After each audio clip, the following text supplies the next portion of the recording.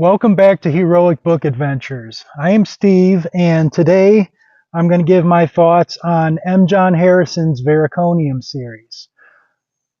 There are 4 books in the series.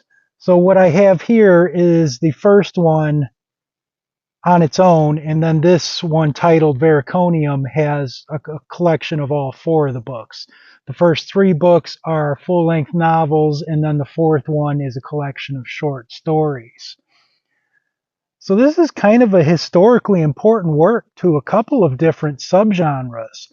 One of them is The Dying Earth, because this, along with Jack Vance's Dying Earth, Clark Ashton Smith's Zothique Cycle, Michael Moorcock's Dancers at the End of Time, and Gene Wolfe's Book of the New Sun were really pillars of that subgenre, because this is set in a far distant future where humans have basically depleted all of the resources of the world, trashed the place, and basically just left it like a wasteland. So people are reduced to back to living a more primitive type of lifestyle, and will occasionally like scavenge up some old technology from previous civilizations that they don't really understand. And Vericonium is a city that basically sits right in the middle of this wasteland. And the other subgenre is the new weird. So Vericonium, along with Mervyn Peake's Gormenghast, kind of bridged the gap in time between the earlier weird fiction of authors like H.P. Lovecraft, Clark Ashton Smith, and William Hope Hodgson, and then the new weird of authors like Jeff Vandermeer and China Miéville. And in fact, like when you get into the later books, there's like people walking around with insect heads and some shady things going on within the city that as I was reading it, it made me think that, yeah, this had to have been a major influence on Perdido Street Station. But in spite of this being historically important, I've got some rather negative things to say. Now, first of all, I need to separate out the first book, The Pastel City, from the other 3, because the writing style felt like it was 2 totally different authors. And that makes some sense because The Pastel City was published in 1971, and then the other 3 were released like 10 years later in the 80s. So over the course of that 10 years, you could say that Harrison's writing style had kind of matured, although I really did not like the change.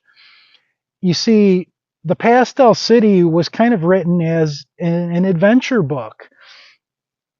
There is a queen of the city of Vericonium, and a relative of hers decides she believes that she has the right to the throne. So this other queen calls herself a queen and raises an army up into the wastelands of the north and decides she's going to invade Vericonium. So the queen of Vericonium reaches out to her father. Had a group of basically like devoted special forces type of guys that were sworn to him. So she reached out to them. So you get to our main character named Tegius Chromis, who fancies himself more of a poet than a swordsman. He's kind of been retired because there's been peace in that. So he's just been living outside of the city doing his own thing. But she reaches out to him and says, "Can you help? I'm in this bind with this invading army heading our way."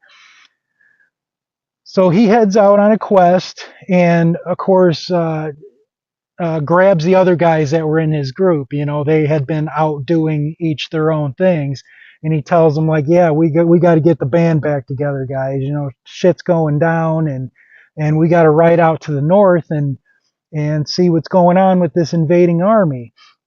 And of course, the story goes with a bunch of things go wrong, and they encounter all kinds of issues. But it was a pretty good story and pretty good characters. I did enjoy it.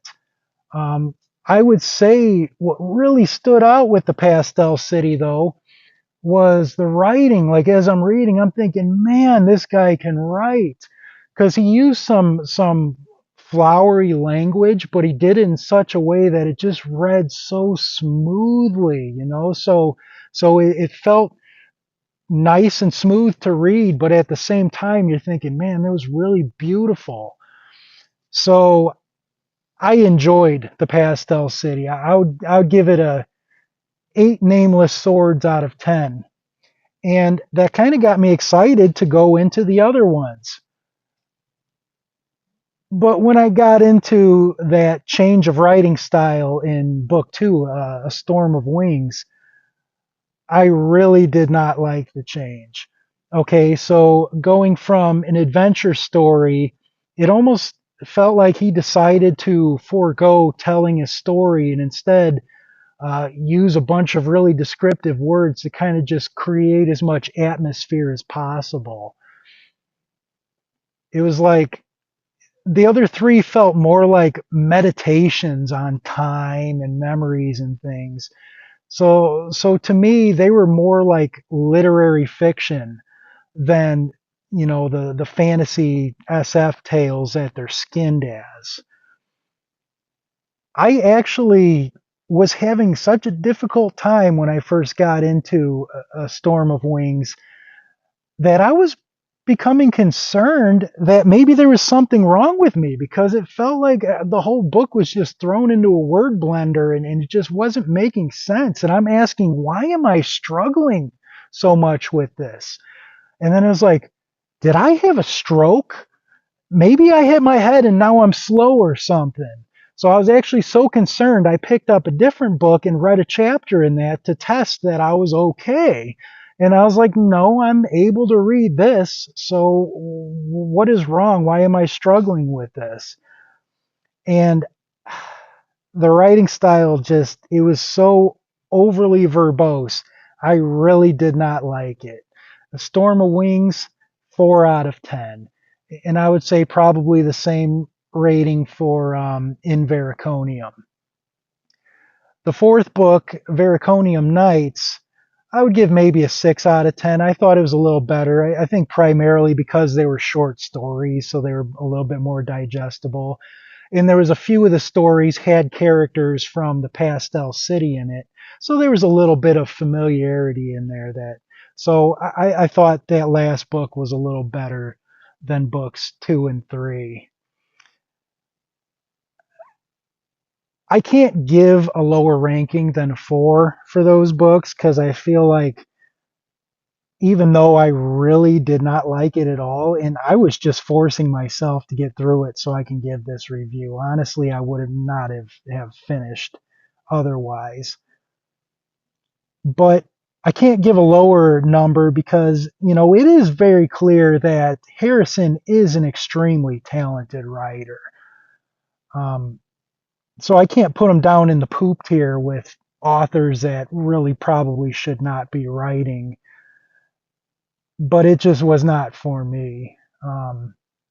Inevitably, there's probably going to be some Harrison fan that's going to come in the comments and say that, well, I'm just not intelligent enough to understand his genius. And yeah, that was probably the case here. Um, but you know, I don't have a PhD in literary studies, and I'm guessing that most of you probably don't either. I am a champion of the common people, so I feel the need to point out what somebody's in for if they go to attempt this. Now, if you are one of those types of people that loves your books to read like a medical dictionary, then yeah, have at it. Check out the entire thing. But if, like me, you're just of average intelligence and you like reading well written stories and characters, then if you happen to come across the Pastel City, check it out. It's a pretty good one and I liked it. And just pretend that the other ones don't even exist. And I will see you heroes on our next adventure.